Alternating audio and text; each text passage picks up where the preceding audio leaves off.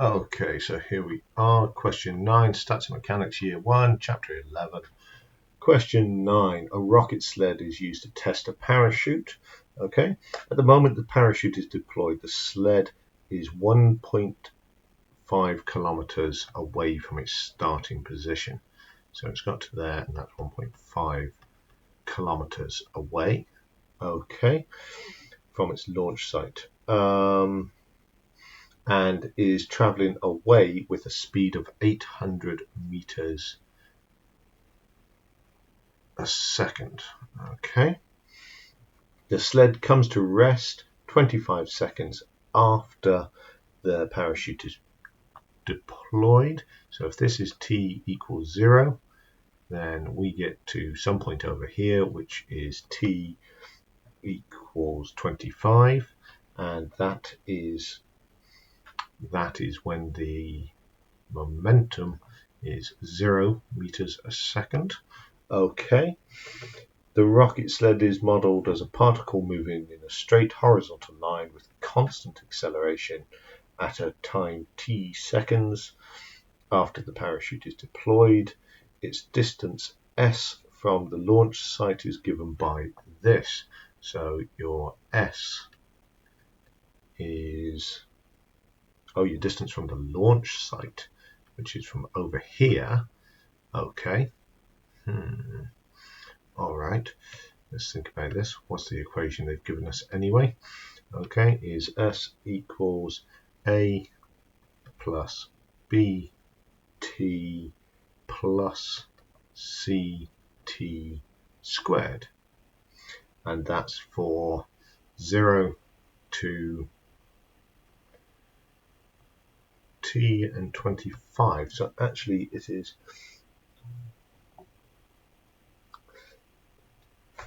at a time t seconds after the parachute. Yeah, so that equation is actually where I was going to write it, A plus BT plus CT squared. Okay, that's fine. Okay, and it gives us the distance from the launch site. Okay, that's fine. Find the values of A, B, and C. All right, well, we know we can substitute in something for it to begin with.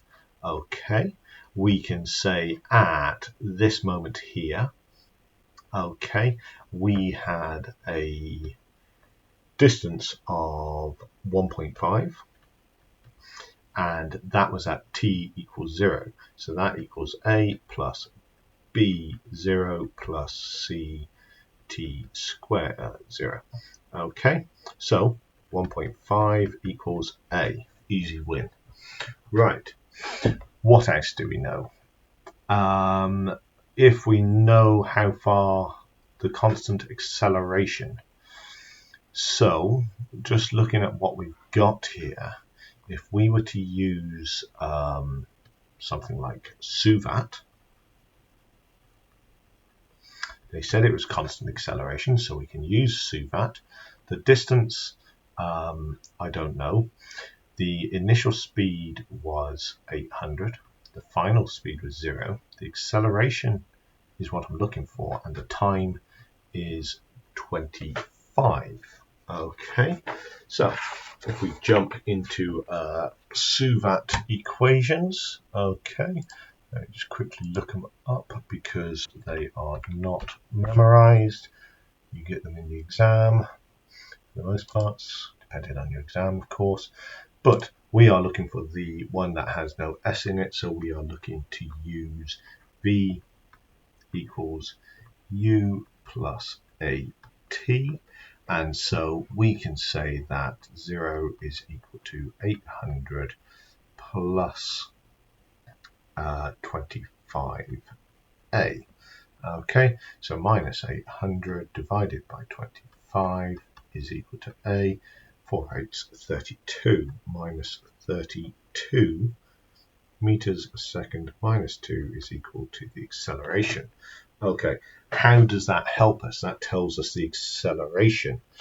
Okay, and if we know a formula for distance, we can say that the velocity is equal to ds by dt, which would be the 1.5 gets dropped off because it's a single, okay, and that would be b plus 2ct,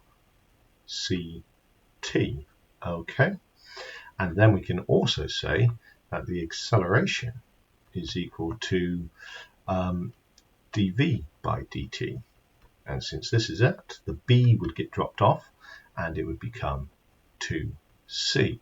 So since we now know the acceleration of minus 32 equals 2c, we can say that minus 16 is equal to c, okay, and from there we can either go back and solve at the top there, or we can solve at the bottom here. Okay, we know that the velocity, coming back to this one, was 800, and b plus 2 times minus 16 times t of 0, and so 800 is equal to b, okay.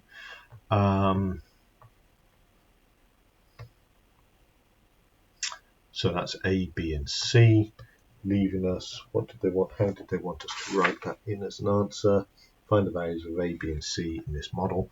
Okay, so A was equal to 1.5, B is equal to 800, and C is equal to minus 16. Okay. Just a small point to point out that A is actually 1,500 because we should have been working in meters originally using SI units for all of this, which would have come up there, meters a second, kilometers. Didn't do the conversion. Thankfully, it didn't affect any of the other answers. Okay, just watch out for units.